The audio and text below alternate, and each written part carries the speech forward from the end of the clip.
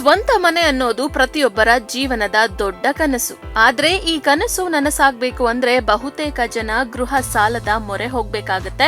ಆದ್ರೆ ಸಾಲ ತಗೊಳ್ಳೋ ಮುಂಚೆ ಸ್ವಲ್ಪ ಯೋಚನೆ ಮಾಡದೆ ಹೋದ್ರೆ ಮುಂದೆ ವರ್ಷಗಟ್ಟಲೆ ಹಣಕಾಸಿನ ಒತ್ತಡ ಅನುಭವಿಸಬೇಕಾಗಬಹುದು.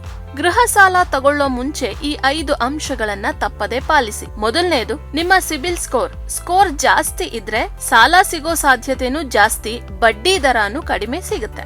ಎರಡನೇದು, ನಿಮ್ಮ ಆದಾಯ ಮತ್ತು ಈಗಾಗ್ಲೇ ಇರೋ ಇಎಂಐ ಬಾಧ್ಯತೆಗಳು, ಈಗಾಗ್ಲೇ ಬೇರೆ ಇಎಂಐ ಇದ್ರೆ ಹೊಸ ಸಾಲಕ್ಕೆ ಸಿಗೋ ಮೊತ್ತ ಕಡಿಮೆ ಆಗಬಹುದು. ಮೂರನೇದು, ಫಿಕ್ಸ್ಡ್ ಅಥವಾ ಫ್ಲೋಟಿಂಗ್ ಬಡ್ಡಿ ದರ ಆಯ್ಕೆ. ಫ್ಲೋಟಿಂಗ್ ದರ ಮಾರುಕಟ್ಟೆ ಜೊತೆ ಬದಲಾಗುತ್ತೆ, ಫಿಕ್ಸ್ಡ್ ದರ ಸ್ಥಿರವಾಗಿ ಇರುತ್ತೆ. ನಾಲ್ಕನೇದು, ಡೌನ್ ಪೇಮೆಂಟ್ ಸಾಮರ್ಥ್ಯ.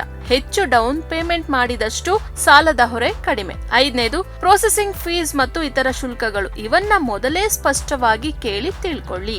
ಗೃಹ ಸಾಲದ ಅವಧಿ ಬಗ್ಗೆ RBI ಒಂದು ನಿಗದಿತ ಕನಿಷ್ಠ ಮಿತಿ ವಿಧಿಸಿಲ್ಲ. ಬ್ಯಾಂಕ್ಗಳು ಮತ್ತು ಗ್ರಾಹಕರ ಅಗತ್ಯಕ್ಕೆ ತಕ್ಕಂತೆ ಇದು ಬದಲಾಗುತ್ತೆ. ಆದ್ರೆ ಬಹುತೇಕ ಬ್ಯಾಂಕ್ಗಳು ಗರಿಷ್ಠ 30 ವರ್ಷಗಳವರೆಗೂ ಗೃಹ ಸಾಲದ ಅವಧಿಯನ್ನ ನೀಡ್ತಾವೆ. ಇದು ಸಾಲಗಾರರ ವಯಸ್ಸಿನ ಮಾನದಂಡಗಳನ್ನ ಪೂರೈಸಿದ್ರೆ ಮಾತ್ರ. ಆದ್ರೆ ನಿಮ್ಮ ವಯಸ್ಸು ಮತ್ತು ನಿವೃತ್ತಿ ವಯಸ್ಸನ್ನ ಗಣನೆಗೆ ತಗೊಂಡೇ ಸಾಲದ ಅವಧಿ ನಿರ್ಧಾರ ಆಗುತ್ತೆ. ಅವಧಿ ಜಾಸ್ತಿ ಇದ್ರೆ ಇಎಂಐ ಕಡಿಮೆ, ಆದ್ರೆ ಒಟ್ಟು ಬಡ್ಡಿ ಜಾಸ್ತಿ ಕಟ್ಟಬೇಕಾಗುತ್ತೆ. ಇದರ ಬ್ಯಾಲೆನ್ಸ್ ನ ಸರಿಯಾಗಿ ಇಟ್ಕೊಳ್ಳಿ.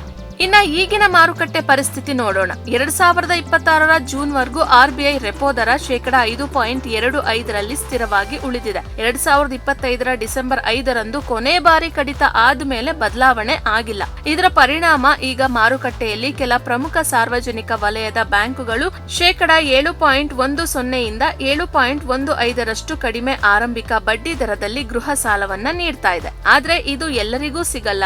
ಈ ಕಡಿಮೆ ದರ ಪಡ್ಕೊಳ್ಳೋಕೆ ಸಾಮಾನ್ಯವಾಗಿ 750ಕ್ಕಿಂತ ಹೆಚ್ಚಿನ ಸಿಬಿಲ್ ಸ್ಕೋರ್ ಬೇಕಾಗುತ್ತೆ. ಬಹುತೇಕ ಸಾಲಗಾರರಿಗೆ 7.65 ರಿಂದ 8.50 ವರೆಗಿನ ಬಡ್ಡಿ ದರ ಕೂಡ ಸಿಗುತ್ತೆ. ಗೃಹ ಸಾಲ ಬರೀ ಹೊರೆ ಅಲ್ಲ, ಇದರಲ್ಲಿ ಪ್ರಯೋಜನನೂ ಇದೆ. ಪ್ರತಿ ತಿಂಗಳು ಇಎಂಐ ಕಟ್ತಾ ಇದ್ರೂ ಕೊನೆಗೆ ನಿಮ್ದೇ ಆದ ಒಂದು ಆಸ್ತಿ ನಿರ್ಮಾಣ ಆಗುತ್ತೆ. ಜೊತೆಗೆ ಆದಾಯ ತೆರಿಗೆ ಕಾಯ್ದೆಯಡಿ ಗೃಹ ಸಾಲದ ಬಡ್ಡಿ ಮತ್ತು ಅಸಲು ಮೊತ್ತದ ಮೇಲೆ ತೆರಿಗೆ ವಿನಾಯಿತಿ ಕೂಡ ಸಿಗುತ್ತೆ. ಅಂದ್ರೆ ಸರಿಯಾಗಿ ಪ್ಲಾನ್ ಮಾಡಿ ತಗೊಂಡಂತ ಗೃಹ ಸಾಲ ಯಾವತ್ತಿಗೂ ಕೂಡ ಒಂದು ಹೊರೆ ಅಲ್ಲ, ಒಂದು ಸ್ಮಾರ್ಟ್ ಹೂಡಿಕೆ ಕೂಡ ಆಗಬಹುದು. ಒಟ್ಟಿನಲ್ಲಿ ಗೃಹ ಸಾಲ ತಗೊಳ್ಳೋ ಮುಂಚೆ ನಿಮ್ಮ ಕ್ರೆಡಿಟ್ ಸ್ಕೋರ್, ಬಡ್ಡಿ ದರದ ಪ್ರಕಾರ ಮತ್ತು RBI ನಿಯಮಗಳನ್ನ ಚೆನ್ನಾಗಿ ಅರ್ಥ ಮಾಡ್ಕೊಳ್ಳಿ. ಸರಿಯಾದ ಮಾಹಿತಿ ಇದ್ರೆ ಸರಿಯಾದ ನಿರ್ಧಾರ ತೆಗೆದುಕೊಳ್ಬಹುದು.